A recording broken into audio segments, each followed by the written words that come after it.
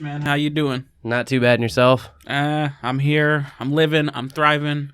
Let's talk. Anything big happen this week? No, not really. I mean, if you're an NFL fan, you saw a nice little fight happen. Oh, you saw that? Thursday Night Football? I saw the highlight. Browns and Steelers, man? Yeah. What'd you think about that? Well, it's a rough sport, so rough things happen. So I don't think too much about it, but apparently it's getting big news. A lot of people have some strong opinions about it. What about you, man? What'd you think? I don't know. I'm a Steelers fan, so it's kind of hard to really justify not seeing how Mason Rudolph was innocent. But I mean, at the end of the day, when I think about it, I guess like there's been a lot of justification like photos and memes out there trying to explain what happened and how it occurred. Right. And they're saying that Mason Rudolph kicked Myles Garrett in the balls, which actually I don't think that was the case. If you watch the replay in slow motion, it looks like he just went down and he brought his leg up to try and keep Myles Garrett from like getting right, like laying on him. So I don't think he intentionally kicked him. I know that Mason Rudolph grabbed his helmet, which I probably would have done too. I would have been pretty pissed too, right? Because the play was far over, and he still proceeded to take him to the ground. I mean, right, and he seemed a little frustrated from the late hit. Exactly, it was obviously it was a pretty good hit, and it was late. Exactly, and I think Myles Garrett took it a step further when he clocked Mason Rudolph with a helmet. I mean, sure, but like I said, man, it's a rough sport. Rough things happen. Now, sorry guys, that was my fart sign. Yeah, it's a new addition to the studio, so yeah. Enjoy. No, we when I was watching it, I was like, that's freaking crazy. But I kind of wish it was that NFL kind of had the same rules as hockey.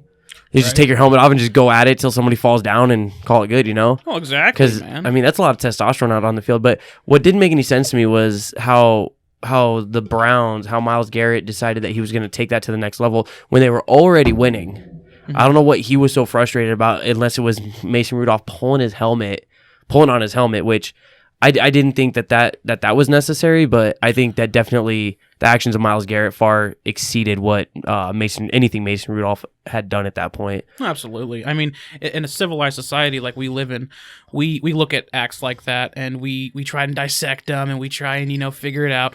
When it really comes down to it's simplistic. Both those guys didn't think they did anything wrong. Yeah. And tempers flew. And actions happened. Yep. And now I don't think it's worth the media coverage that it's getting. I really don't. I think we got bigger fish to fry. I think the memes are hilarious. Oh yeah. Well, exactly. And the memes are awesome, but like I don't think fucking some media personnel or SportsCenter really needs to figure out like what happened. Yeah, we all know what happened. Well, exactly. It happens all the time. Let's just make some jokes and let's move on. Exactly. It was definitely fun to watch it though, for 100%. But it's kind of crazy because you don't see that kind of stuff in college ball. You'll see people get in each other's faces, but I've never seen an actual brawl. I think the last time was that I seen something even close to that was the Raiders-Broncos game with Michael Crabtree, and I forget who else was involved in that, but a couple fists got thrown in that one too. But that got broke up pretty quick. This one, I mean, you had two linemen take Myles Garrett down and start going at him. I mean, right? And it sucks because football is a very, very, very hot-headed sport. It's very easy, especially when you're down like that and you're losing to probably one of the known worst teams in the NFL, and you're just there's no recovering from that, Right. And 8 seconds left in the game. That was it. But at the same time, I'm sure you've seen videos, because I know I have, of fans fighting in the stand. Mm-hmm. You ever seen videos like that? I mean, some of those fights get pretty crazy. And actually, some of the worst ones are Kansas City fans, dude. Yeah, I've heard that. I've heard Red Sox fans, for baseball are pretty out there too. Yep. I tell you what though, if they had the same rules as hockey and just let them go at it, man, it'd be a much better sport. Well, I think it'd be a better society if we had some type of outlet for that. Sometimes people just need to fight. Now, unfortunately, sometimes fights can lead to, death, but for the most part, I think, just getting that anger out can help. Yeah, absolutely. And we don't need to, tack on charges and have court dates and all this bullshit. Well, I think Myles Garrett's looking at an indefinite suspension for the rest of the season, which kind of sucks. Right. But, I mean, you dig your grave, you lay in it. Yeah, well, I mean, the NFL's getting pressured, that team specifically. Exactly. To do something. You got to do something. And it's like, you do what you got to do. You guys are the ones that are writing the checks. Yeah. But at the same time, just my personal opinion, it's like, it's just two guys. They got angry. They're playing a physical game. It happens. Yep.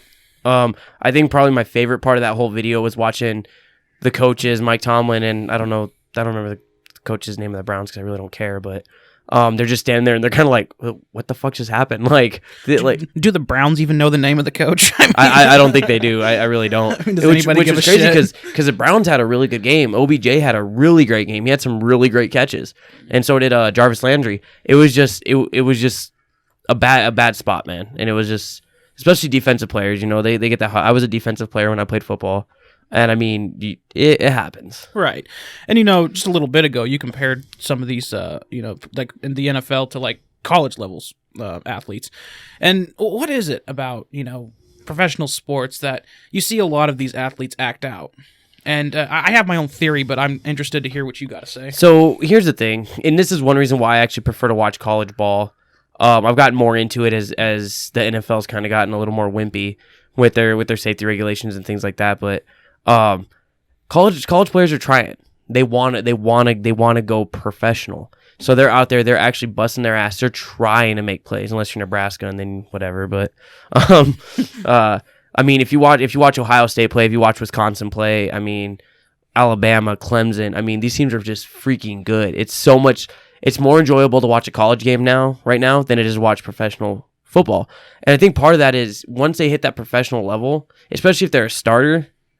They're like, well, I'm getting paid. I mean, they just got to, play by the rules, And I think that honestly is the biggest comparison is these NFL players, man. They don't care. Yeah. I've heard a lot of people for the longest time. Even when I was a kid, I remember hearing people say, I would rather watch college football than the NFL. And yeah, and my theory is that big business kind of ruins the sport. Absolutely. When you're in college, you still got the love for the game. I do believe college, obviously the training for it is much more serious than high school or pee-wee football or, any type of football you're going to play. However, you still have that end goal. You have a mountain, to look at that you want to climb. You want to get to the pros. You want to make the big bucks. Exactly. And once you get there, it's kind of like, the struggle. Well, and then it's kind of like, the struggle's gone. And then when you see things like the stunt that Le'Veon Bell pulled 2 years ago, and then Antonio Brown this past season, there's people that are in it for the love of the game still as a professional. A good one would be a good example would be like TJ Watt. Absolutely. He's a big advocate for charity. He's a big person. He gives back to the community a lot. And same with like Juju Smith-Schuster. These guys, there's people like that. And then you get the hot, the guys like Antonio Brown who were all about the money. And, it comes down to the fact that you can tell those players apart. Right. And there's an attitude that comes with that as well. Right. And I'd say the biggest person that I would say probably had the biggest love for the game was probably Brett Favre through my childhood. Because Brett Favre, dude, he didn't care who he played for. He just wanted to play. Right. And the only reason he retired was because he told me if he got one more concussion, he would suffer permanent brain damage. Yeah. And so he had no choice. But Brett Favre loved playing the game. Right. And, I never was a huge fan of Brett Favre, but I could tell. Like, even when I was a little kid and I'd watch him play, he always kind of had, like, this fatherly kind of, like, aura out there on the field. Yep. And, he was a different kind of player. There wasn't too many guys like that. So, yeah, a lot of guys had respect for him. Yep. It's definitely changed. The game's changed a lot. How do you feel about this thing that they're doing now where they're talking about paying college athletes? You think that'll change the game at all? Of course. I think it'll definitely change the game. We just sat here and talked about how the big business, how the big money kind of kills a lot of drive. It changes things. Well, I mean, do universities have the money to pay college athletes? Absolutely. But the thing that a lot of people need to realize, and that not even just a lot of people, but let me ask you this. If they decide to start paying college athletes, do you think they should lose their scholarship? If they're playing on a scholarship? I honestly am not educated enough to really give a straight answer. I would think a lot of people would say yes, that they should lose their scholarship because now they'll have enough money to pay for their college education. Now, caveat onto that though, who says that they're what they're going to make is even close to what professionals are making. Right. You know, we don't know the details on it. All we know is that a lot of this, because I remember people talking about this even when I was a kid. So you're talking like maybe like 2003. I remember people talking about it when I was like 10 years old. Yeah. And it wasn't in the news like it is now. Mm-hmm. But the reason is because, yes, obviously colleges, like teams have used and sold merchandise with names on it. Yep. And, you know, all that money, it doesn't go back to the player. It goes to the university, to the program, whatever, to the boosters, you know, whatever the chain of command is. I don't know. But, yeah, so, like, when you bring in that argument, it's like, well, then why shouldn't these guys get paid? Yeah. I mean, if you look at, so they say that Nebraska has probably the biggest set of fans of any state team. Really? Like, even compared to, like, Michigan? Yep. So Nebraska has sold out their stadium. I think it's like 300 and some odd games straight. Yeah, they sell out. I definitely know the streak. Is that the longest in the nation? Yes, okay. And that's why, because honestly, if you guys have never been to Nebraska and don't know anything about Nebraska, which I didn't before I moved here, there's nothing here. All we have is the Cornhuskers. So that's why their fan base is so loyal. Why their fan base is so huge, and like when you think of like the cost, have you ever priced Husker tickets?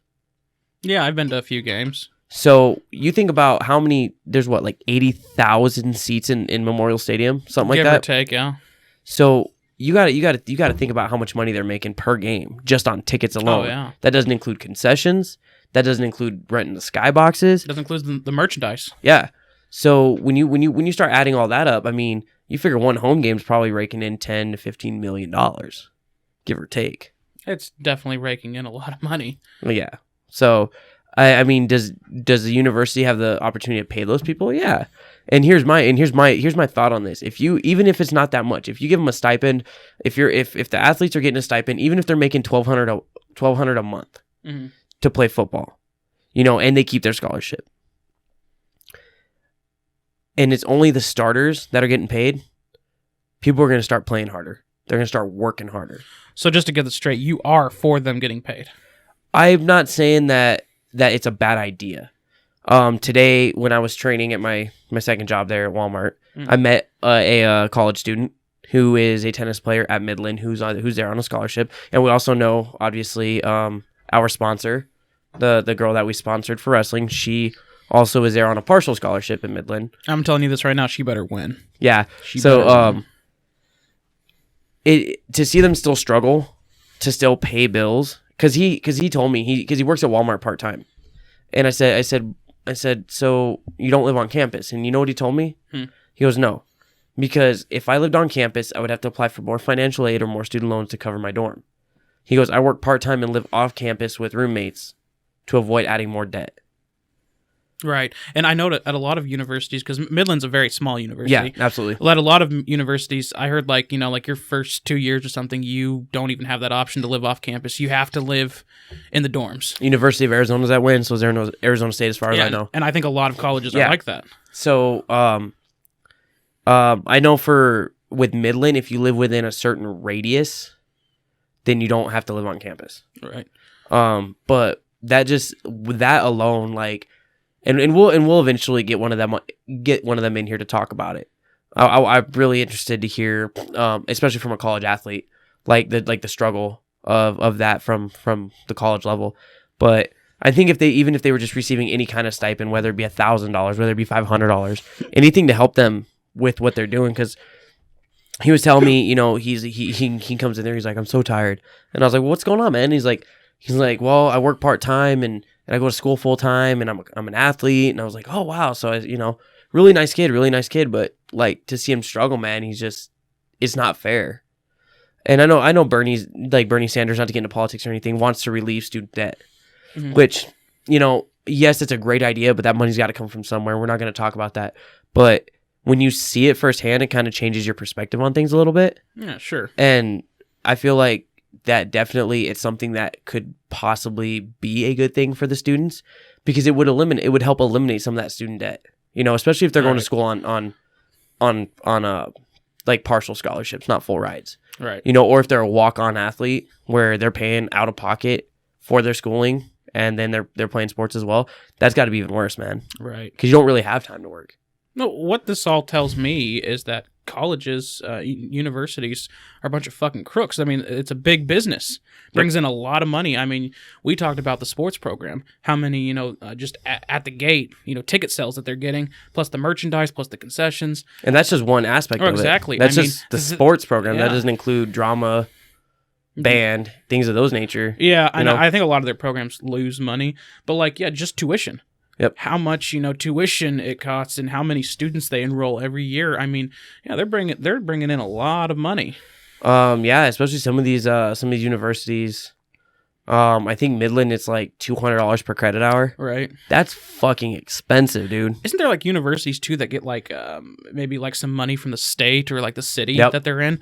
I mean, to me that's just insane, and a lot of these universities, obviously, they're teaching kids that corporate America's bad, but yet, they're kind of running a corporate. So would you say that that universities rely on capitalism to succeed? Of course they do. So why wouldn't they? And it's crazy because it's just it's such a multi-billion-dollar industry.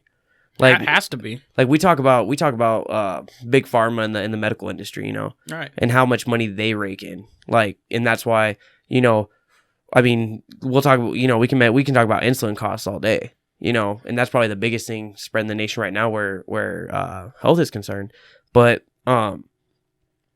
nobody really sits to think about college, and people push college. Right. Well, no, I disagree. I think there's a lot of people out there talking about it. I mean, the whole conversation with erasing student debt centers around that. It's just that why do universities need this much money? They don't need this much money. I mean, you've been to Memorial Stadium. Absolutely. Many times. Takes a lot of upkeep. Takes a ton of upkeep year round. Exactly. And that's the crazy thing is when you start putting in cost of all that, cost of equipment, cost of repairs, I mean, it makes sense why they need that much money. Right. And, if you've ever been in Memorial Stadium, it's not just a football field. They got weightlifting. They got a whole section where the Huskers hang out because my brother, he's done caterings there. Yep. And it's like a little it's a big facility on its own. Yep. And it's got a lot of offices. I mean, I think it would be very naive for me to think that other stadiums aren't like that. Absolutely. And I mean, especially the big universities. I mean, obviously, here in Fremont we have Midland. Midland is it technically a university, but it's more of a private university. Right. And so no, they don't have a stadium. They have what looks like a high school football field. Yeah, I was watching one of their football games and it was actually close to the YMCA here in town. It's right next to YMCA actually. Yeah, so that's not even on campus. No, so that kind of gives you an idea of Eastern Arizona College and Thatcher, Arizona is the same way. In fact, when we played Thatcher High School, they played at EAC's field because it was a nicer field, but it was very calm, very similar to a high school football field. And so, yes, are the big universities huge for money? Absolutely. But then you have the small ones that just aren't. Well, and who knows if they want to be or if they can be. I mean, that's the thing. It's just they're not on that level. Now, Midland's got some nice facilities. If you've ever been there, they have some really nice facilities. I've heard that. But they definitely don't have a dome. They don't have a stadium. Well, it's a small school. They can't afford it. But yeah, it's.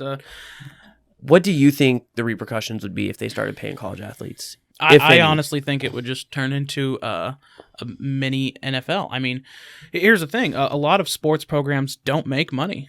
Like you're talking, most sports programs actually, I've heard they lose money.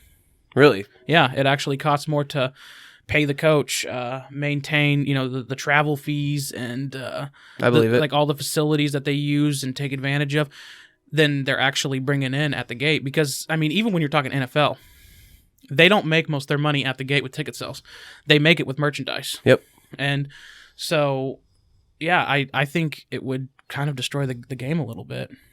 Honestly, I'm simple. If it's not broke, don't fix it. Oh no, 100%. And that's a good way to look at it too. And I think about it. When I read that for the first time, I was like, "What? Are you kidding me?" Mm. I'm like, these kids most of them are there on scholarships. Most, and I say most because there's some that aren't. But they're getting their school paid for, and they're making money. Right. I thought part of them playing for that school was getting part of that payment. Yeah, part of that payment was that's kind of payment on its own. I mean, that's a big privilege. Exactly. To be able to play, especially when you're playing for schools like Nebraska or Ohio State or Iowa or Clemson even. That is an honor in itself, in my opinion. And the thing is, I think it will just open up a can of worms, because what if the football players, because football is one of those programs that brings in a lot of money. Yeah. It's a big money maker. People love to watch it. It's a good spectator sport. Yeah, it draws in a lot of people who aren't even interested in sports, that they like going to the games. Yep. Or that they like watching it because their husband, likes to watch it, or their boyfriend. So, I mean, but it's just going to open up a can of worms, because football players are going to be getting paid. So what's to stop like a volleyball player being like, well, I'm not making near as much, as Mr. Cam Newton here, when he was back in college. Yeah. And it's like, then I think it could, get into territory like, well, it's sexist. Why are we not? Yeah. So I think it's one of those things. Let's just not go down that road. Yeah, you got a good point. I mean, it's just gonna. Right, because then you're gonna have baseball players. Well, why are they making more? Yeah. Why am I not making as much as the basketball team? Like shit like that. Yep. And then you're gonna have to explain to them, well, listen, because you don't bring in as much money. And we saw how this went with this last World Cup. The U.S. women's complaining. The U.S. women, they were complaining that they weren't making as much money as their male counterparts. But it's like, listen, I know you guys don't like to hear this, but male soccer brings in more money than female soccer. And actually, you guys are getting a higher percentage than your male counterparts. It doesn't equal as much money individually. Yeah. So, I mean, I think to avoid a lot of this conversation, let's just not go down that road with college athletes. It's a good point. It's a really good point.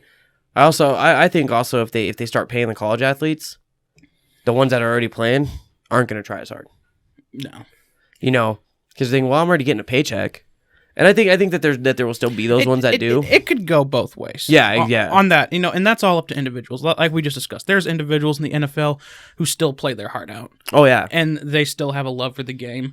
And then of course you have the bad apples and the bad examples where they stop trying. So now I don't know if you know much about college recruiting, but how do you think that would affect the recruiting for colleges at that point? Well, you're right. I don't know a whole lot about it. It's not my field of expertise. Well, it's not mine either, but... However, I mean, obviously, if you're offering money, I think, you have a chance of getting more recruits or, more people trying harder. But, okay, so let's say this. Let's say you have the same player lobbying for Clemson,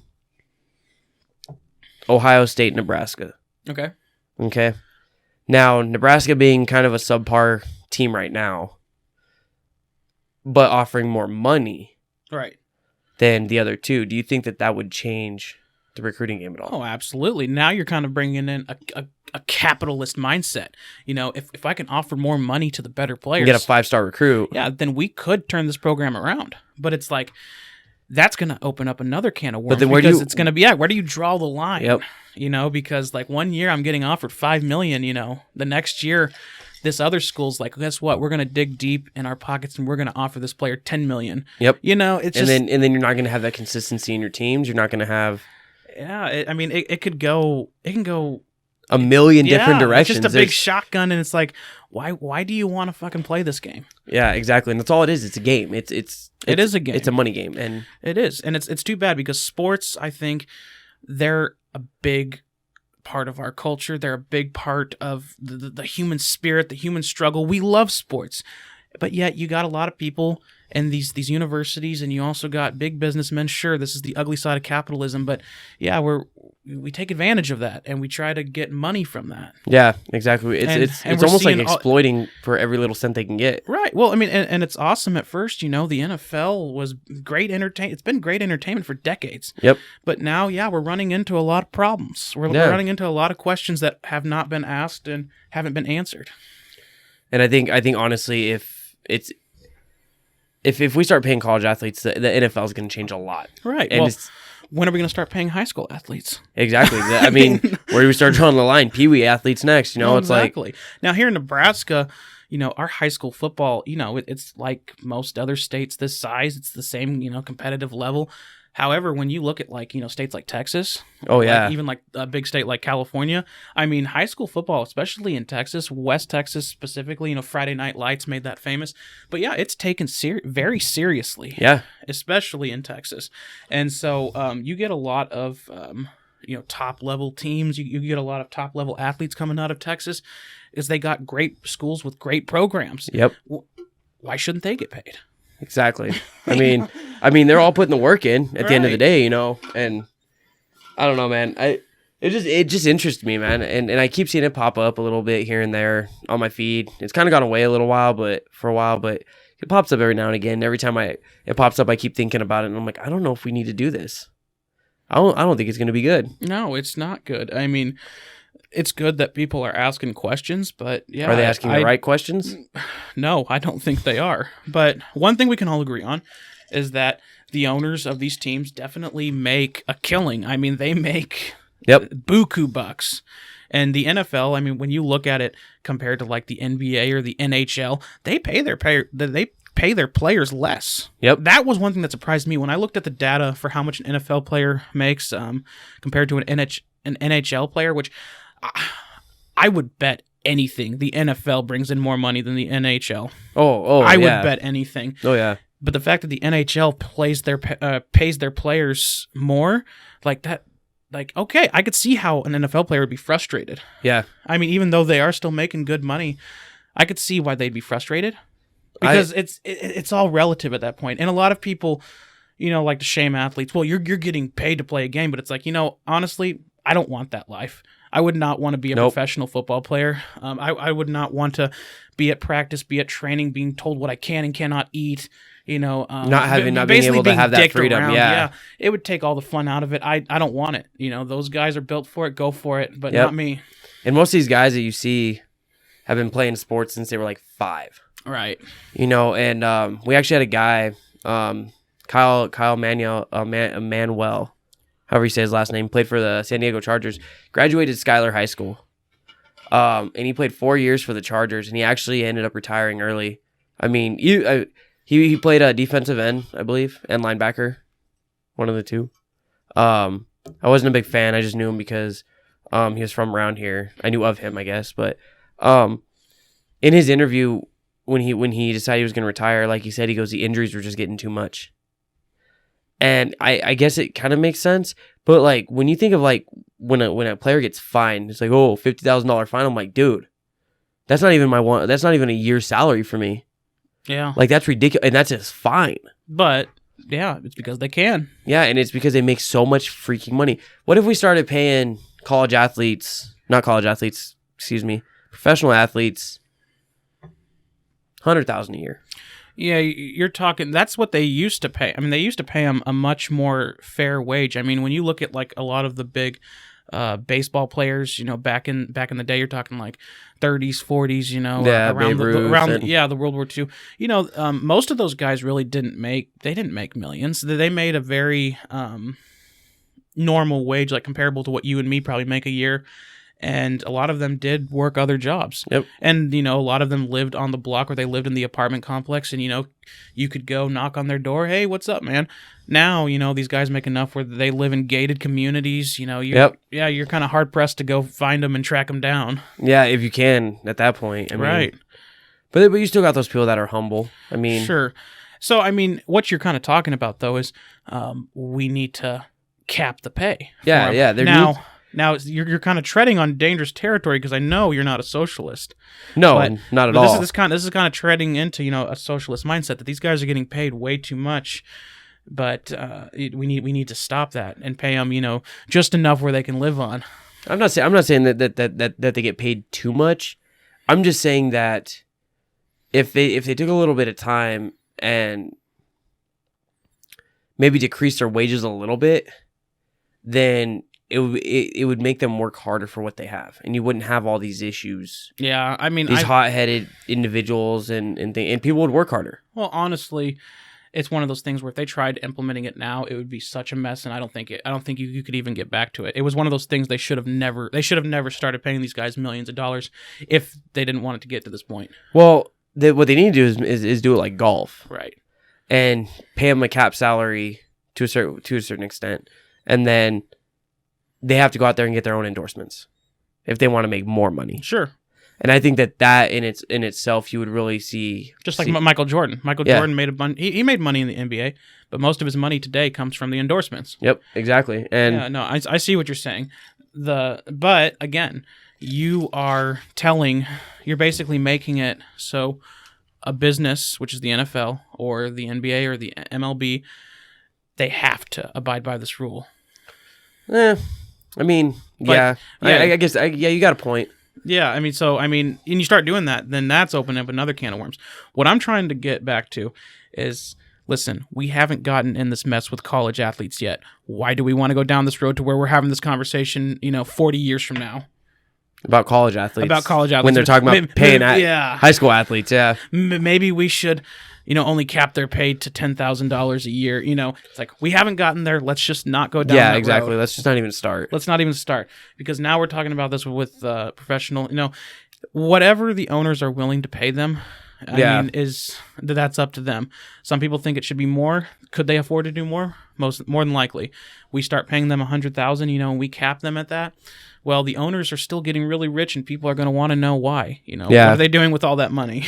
Exactly. So, there's no easy way how to do this. No, it's just I wanted your opinion on it because I've asked a couple people, and everybody's response is different, which is actually the interesting part about this. Yes, because everybody has their own take on how it could be good, how it could be bad, sure. And especially with what happened Thursday night, it kind of made me really think about it. And I'm like, man. These guys are making that much money and they're making fools of themselves. Yeah, why not? You could throw $1 billion at me. I'm still a creature. I'm still a human being. Yeah, we still got that savage instinct. Yes, I'm still gonna fart in the studio. It's just it's gonna happen. What it is. Exactly. Yeah. No matter how much money you throw at me.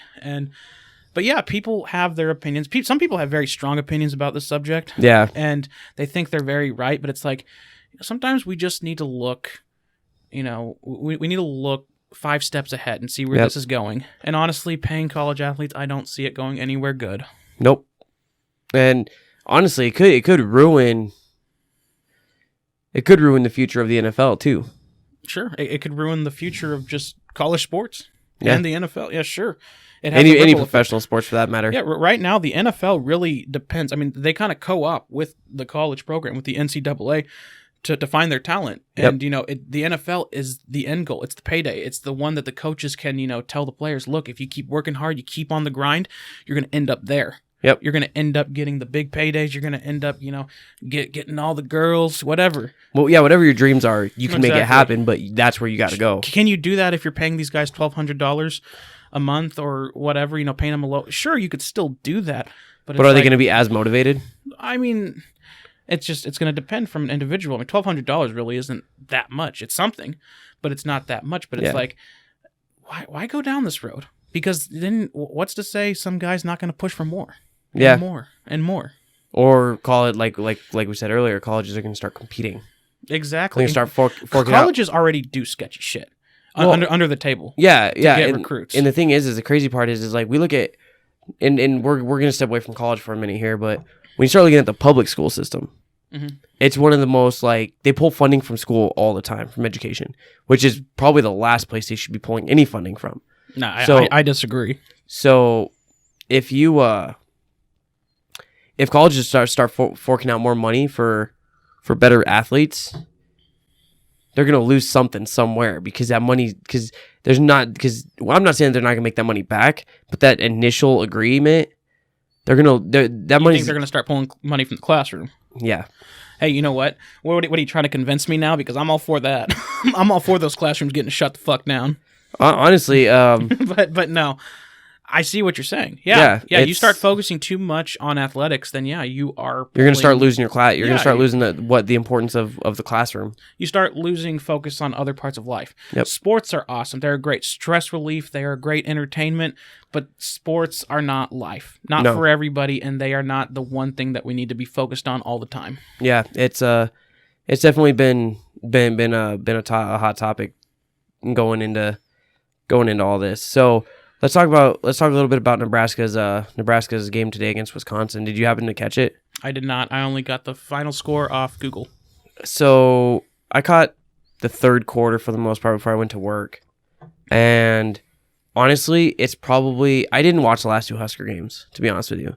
Yep. But Adrian Martinez this week compared to how I've seen him play the beginning of the season, he definitely was throwing a lot better. But I'm curious as to what changed. Because he was more on target with his passes. He was leading his receivers, which was something he was struggling with in the very beginning. And I saw that really, really good today. At least what I saw of the game. So for all you guys watching this that are Husker fans, sorry, that's what I caught. You guys can get my opinion about today's game. But Wisconsin's a good team. Wisconsin's freaking awesome. There's a lot of people right now that are saying that Scott Frost can't do it.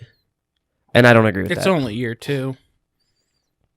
They want to go back to the 90s. The 90s. Who was the coach in the 90s? Tom Osborne.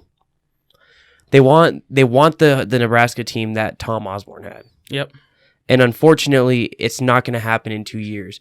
Everybody's saying, because they just extended Scott Frost's contract for another 2 years through 2026. Which I think was the right move. I do too. And I think Bill Moos made a good decision with that.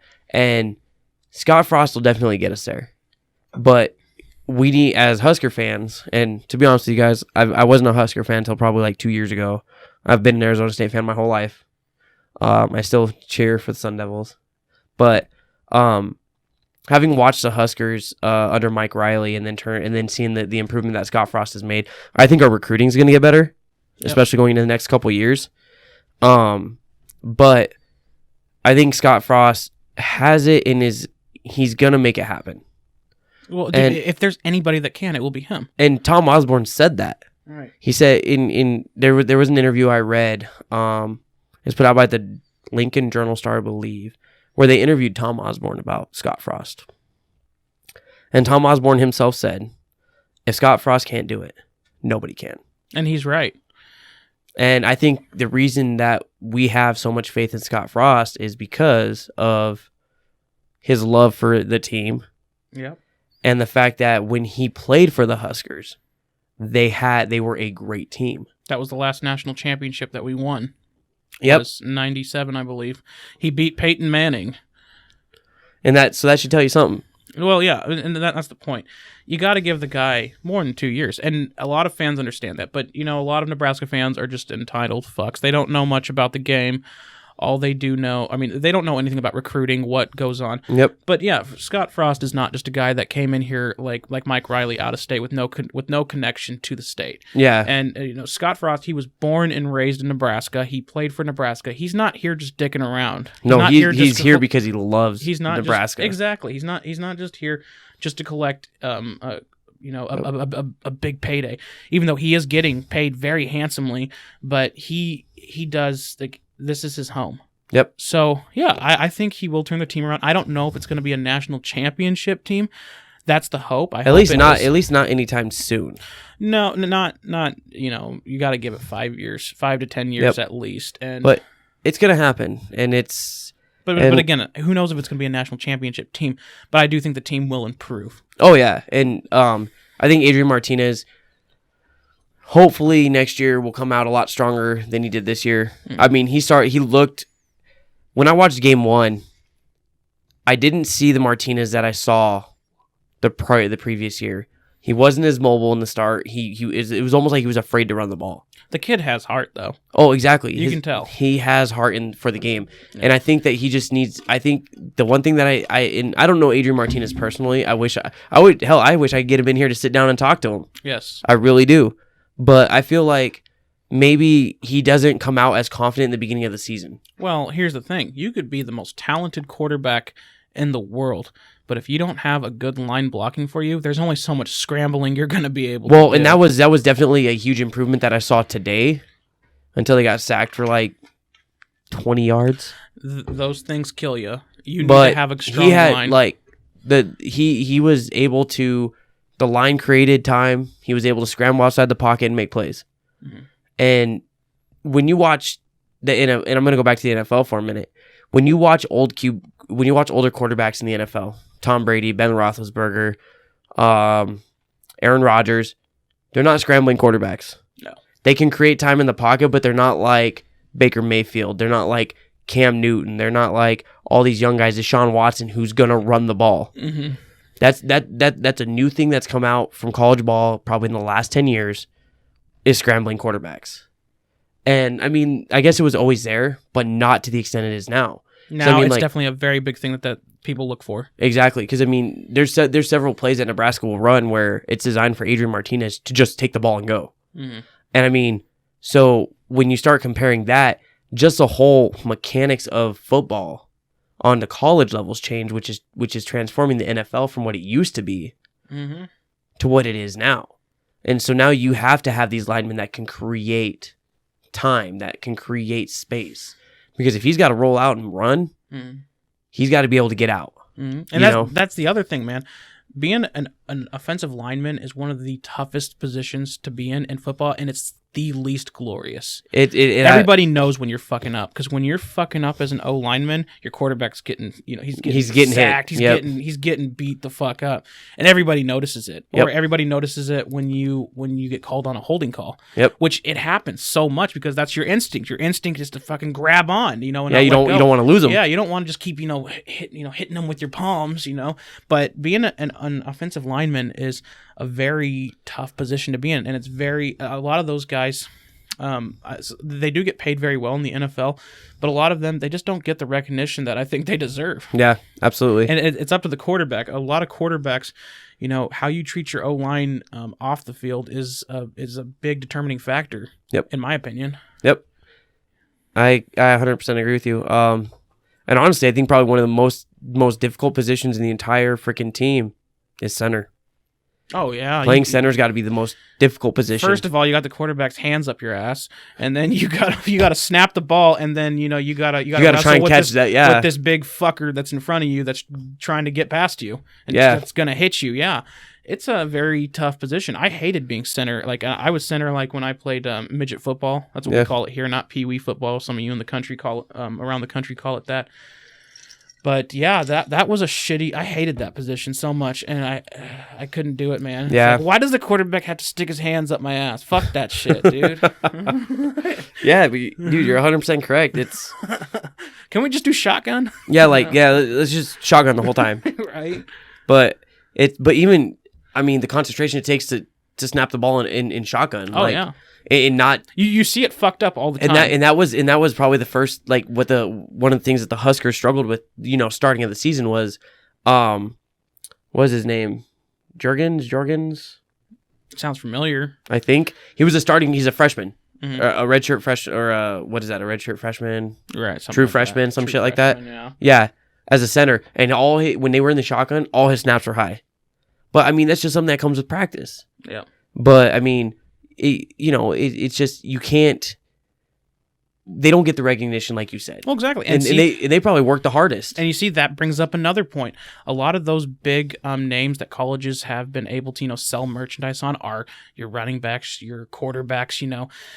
So are they going to pay the O linemen the same amount or more? Because in the NFL the guards get paid very well to guard the quarterback.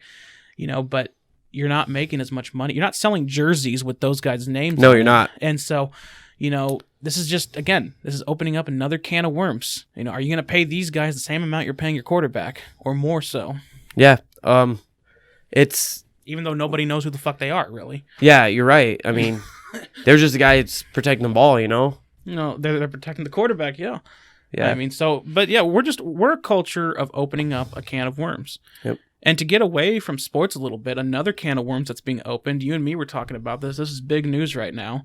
The Sandy Hook Supreme Court situation. Yes. Absolutely, man. You guys have probably heard of it. Yeah. If you guys haven't heard, the Supreme Court passed a bill stating that victims of the Sandy Hook could sue Remington Arms for the loss of loved ones during Sandy Hook. Because I guess Remington, that was the AR-15 that was used. He didn't use an AR-15. That's right. No, he used pistols.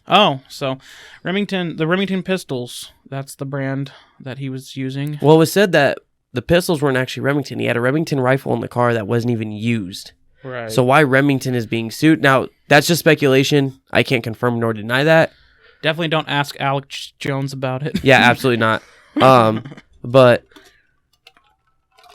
where do we draw the line with that? No, exactly. I mean, you're gonna. I mean, obviously, Sandy Hook was a tragedy, god awful incident. Fucking just horrible. I wouldn't wish that on nobody. It's a parent's worst nightmare. I mean, honestly, that's a society's worst nightmare. Yep. I mean, that's fucking terrible. Yep. And it should not be taken lightly. However, I understand. You know, we're angry. We're very angry, and you know, those parents, they're sad. Their life has changed forever. But yeah, just to make people feel better. I mean, you're gonna sue this big firearms company because you're angry and you need somebody to blame? Yeah, exactly. It's a blame game, is what it is. Well, exactly, and it doesn't make sense. It's not gonna bring any of these kids back. It's not gonna make anything right.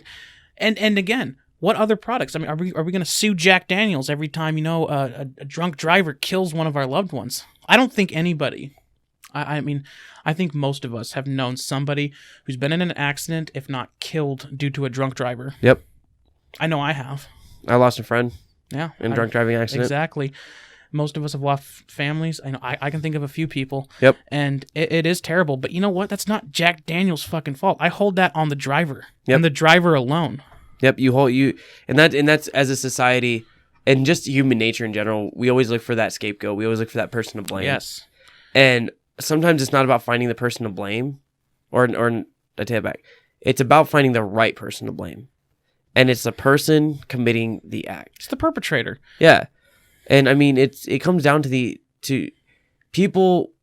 We are as a generation, we have influences in our lives that they didn't have 50 years ago. And I'll give you a good one. Grand Theft Auto. I love Grand Theft Auto, and we mentioned this before in a podcast. But it's not a good role model, and it's not a good influence on young children. And, you know, even there's I mean, you look on Netflix now, how many documentaries are there about serial killers, about murders? Oh, there's a lot. My dad used to say this, and I never really thought about this till probably about 2-3 years ago. Every time that there's a murder on a TV show or there's a terrorist attack in a movie, all they're doing is giving people ideas. They're at least glorifying it, for sure. Yeah. For entertainment. And so at the end of the day, we know emotions can overcome us pretty well. I mean, there's been days at work I've been frustrated. We have a coworker who likes to throw things. Mike, I love you, but stop throwing shit. But at the end of the day, you know, sometimes it gets the better of us. And I'm not saying that justifies what happened by any means. But we need to make sure that as family members and as friends, we're there for those people when hardships happen. Because if they just had that one person to talk to, it could change the entire outcome of everything. You know, the whole point is that, you know, you can't blame influence. You can't blame Grand Theft Auto. You can't blame the serial killer documentaries. You can't blame any of these things for what people want to do. I mean, we can talk about it as being an influence for sure, and that conversation is important to have. However, this is capitalism. This is, and you know, me at heart, I'm an American, I'm a capitalist, but this is the ugly side of it. This is the side that people will use to, you know, throw it in your face. And so when you start talking like that, you come off a little hypocritical, and you got to be careful of that. Yeah. Because, you know, are these killings going to stop if we just rip Grand Theft Auto? No, 100%. No. Because when when somebody's determined to do something, they're going to do it. And the thing is this is how it goes. When somebody is determined to hurt somebody, it doesn't matter by what means they do it. Right. They're going to find a way to do it. Right. And I also want to throw this out there. I want to send our condolences out to the victims of the shooting this past week as well. The high school? Yes. We feel very, very sad and very deeply for all of you that are dealing with that at this point. Honestly, I hadn't really studied up on it. I heard that there was one dead and many that were critically injured. Yep. And but again, it's not going to help to sue the firearm company. No. What's going to help, and we discussed this in our gun control episode, which if you want to go and listen to that, we discussed this topic at kind of at length in that episode, but educating yourselves is what's going to change that. No. Self-education. It's not going to change the fact that they're going to do it. It's going to help you be better prepared for those situations. Now, should we have to feel like we have to prepare for those situations? Not necessarily. But we don't live in a perfect world. Yeah, but at the end of the day, when we're looking to throw that blame on somebody, the blame goes to the person who committed the act. No, absolutely, every single time. I mean, we didn't blame American Airlines for crashing planes in the World Trade Center, did we? No, the terrorists. Maybe we should. But that's what I'm saying. Where do we draw the line?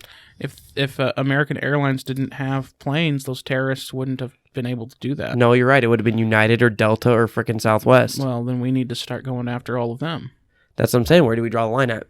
We're going to draw the line wherever I feel like we should. Are we gonna sue Ford every time somebody drives a Mustang into a crowd? No, I'm thinking about I'm thinking about suing Smirnoff, for the death of a loved one due to a drunk driver. Yeah. Because somebody needs to suffer because I'm suffering. And that's the whole mindset with all of this. Somebody needs to suffer because I'm suffering. You can't convince. I've had people throw some very strong, I shouldn't say strong, but they've thrown some very emotionally strong arguments my way. Yeah. When it comes to, like mass shootings and stuff, none of it flies. I just, when I put it two and two together, it doesn't make any sense to me. And like I said, opening up cans of worms, something that's going on big time today. We need to draw the fucking line somewhere, whether it's paying athletes or suing gun companies. No. Yep. Well, we need to stop trying to open these cans of worms because the problem is once they're open, there's no recovering from that at all. And to add on to another can of worms, the social justice can of worms. That's been a big one too. Yep. It's getting fucking ridiculous to the point where it's turning on itself. We're seeing that, in little, exactly. We're seeing that in very small corners, but obviously the transgender athletes deal. Yep. We're going to talk about that, on its own in another podcast because that's something that's definitely worth talking about. Absolutely. But it's a can of worms. People just keep pushing the line. They just want to push the line. Yep. And they come up with their reasons why they should push the line, why we should give in to that. Eventually what's going to happen is that line's going to reach a cliff. Oh yeah, it all good. Nobody ends up winning. No. When there's no set standard, nobody ends up winning. Nope. And unfortunately, these people that are advocating for change, you're going to get change all right. Oh yeah. But it's not going to look anything like they want it to. Exactly. Not for very long at least. No. And so now, you've heard me talk about, the whole socialist mindset and stuff. And honestly, I don't know a whole lot about what socialism is. I'd love to do a podcast about it. That's coming your way. Mm-hmm. But I want to do a whole podcast about socialism, about capitalism. But yeah, right now, a lot of the stuff that we're seeing is an ugly part of capitalism. Yep. Because as a big company, as a big corporation, if you're the NFL, you have to listen to what some of the public says and you have to give into it a little bit. Yep. What else was going on in the NFL, last year and a little bit the year before? Was the kneeling. The kneeling, exactly. The kneeling during the national anthem. And, people had very strong opinions about that. Well, college students were doing it too. Exactly. And then you had, what was that? The U.S. women's soccer teams. There was one person doing it there. I mean, so yeah, some people had very strong. You probably have your opinion on it. Honestly, I don't care too much. So things like that. People ask me about that too because I still watch football, and it's like I told them. I said I wear the uniform to give them the right to do that. How they choose to use their rights is up to them. Right. I can't tell them how to live their life. It's definitely not something I encourage, and I don't. No, not at all. And I don't agree with it. But honestly, I'm not going to throw a fucking fit about it. My best friend in high school never put his hand over his heart for the Pledge of Allegiance ever. Yeah. So you have to know where to draw that line. Exactly. And it, like I said, did it bother me? Yeah, a little bit. Sure. But was it worth me getting angry about it? Not necessarily. No. Personal responsibility for your emotions is one thing that I think definitely needs to be a message spread. Yep. It should be a message spread. Yep. Because that's something that a lot of people forget. They think that they use things like microaggressions. They use things like, and I think a big part of the kneeling too was, as you know, it kind of ruined Colin Kaepernick's career. Not that he was playing very well when it happened, but some people theorize that's why he started doing it. The thing is I feel like he had a good platform. He just picked the wrong. Like he had a good not platform, but he had a good message. but picked the wrong platform to do it. Absolutely. And that was just a terrible decision on his part. But you know what? He came out ahead because, as far as I know, he's still endorsed by Nike, isn't he? Yep, and actually, did you see the latest report? Mm-hmm. He's meeting with 24 teams on a practice. Yeah. So like he came out ahead. I don't agree with how he went about it, but I'm not real educated on what he was trying to accomplish there. But it's a can of worms, because what's the next cause that's going to be? What's the next can of worms that we're gonna try and open up? That the NFL's going to allow. Yep. And the NFL's going to, because the NFL, I remember they had a very strange response to it. It was kind of like, well, there was an incident with Pittsburgh, actually. So they had a discussion in the locker room, and I listened. And Mike Tomlin did a press conference after the fact, because I don't know if you know who Alejandro Villanueva is. No. So he's a lineman for the Steelers. He was actually an Army Ranger. Got drafted by the Steelers and plays for the Steelers now. Well, they had a discussion in the locker room because half the team wanted to kneel, half the team didn't. And they decided that as a team, instead of subjecting themselves to that, they stayed in the tunnel during the national anthem. Mm-mm. Well, Villanueva, being ex-military, ran out there, put his hand on his heart. And oh yeah, I saw that post. A lot of people thought that was very, I don't want to say like immature, but it was a very bad decision by the Steelers to do that. Yeah. But Villanueva said he did it because he has a love for the country, and he has a love for that flag because he wore the uniform. I told people, as a Pittsburgh fan, that whole situation did not bother me, because they literally took a horrible situation and remove themselves from it. Yes, but to avoid the controversy. Yes, but obviously you got a lot of people out there who, very strong opinions, and a lot of that, unfortunately comes from the right, which we tend to lean more towards. But that was something that I disagreed with a lot of people on the right about. It's like, listen, I don't like what they're doing. I don't like any disrespect, especially when it comes to, like when the flag and, what, like people who have died for it. I don't appreciate that. However, you can't force that. You can't force that respect on anybody else. Yeah, you can't force somebody to without violence. To live to your expectations. Yeah, especially without using violence. Now, you've seen those videos where like bikers will like go and basically rip the flag out of like an Antifa member's hands who's trying to burn it. I think those videos are fucking great. I do too. I think they're awesome. I would probably do it. I'm not even gonna lie. If you guys obviously can't see this in the studio, but I actually have a flag there, and I actually have a flag on the back of my door. Right, and that is your. That's your right. Yep. And you know what? I support that. But yeah, so like again, I don't appreciate anybody disrespecting the country, my home, especially, a symbol that many have died for. However, I can't force that. I can't force them to respect it. Yeah. So just a quick story, the flag on the back of the door, it's not a full-size flag. I actually brought that flag back back with me from the Virgin Islands back in 2017. My unit mowed down there for about 40 days for hurricane relief. So after Hurricane Maria and Irma hit the Virgin Islands, I went down there and I actually found that under a pile of debris in a classroom while I was cleaning a school. And the civilian that was running the operation for FEMA there told me to just throw it away. And I couldn't bring myself to do it. So that's why that flag hangs on the back of my door. And now you got a flag. The story. So, Josh, I think we're gonna end it on that one, man. I mean, yeah, it's time to wrap this one up. Yeah, I mean, we could definitely jump down a few more rabbit holes and really kind of bounce all over the place. But for those of you guys that are watching, if you guys like the episode, hit subscribe. We really want to hear what you guys have to say. We covered a lot of different stuff in this episode. We kind of bounced around a little bit. Kind of giving you guys a better idea of how our normal conversations go when we're not, trying to feed you guys information about one thing. But we're kind of interested. What do you guys think about paying college athletes to play sports? You guys for it? You guys against it? We'd be interested to find out. Let us know. And if you want to be on the podcast, let us know. Yeah. Other than that, you guys have a great holiday. Yeah, good Black Friday. Stay safe on Black Friday. Yes. Do not drink and drive. There is Uber. I'm sure a friend will come pick you up. But if you do, go ahead and sue Jack Daniels. Yeah, because that's what we're doing now. That's right.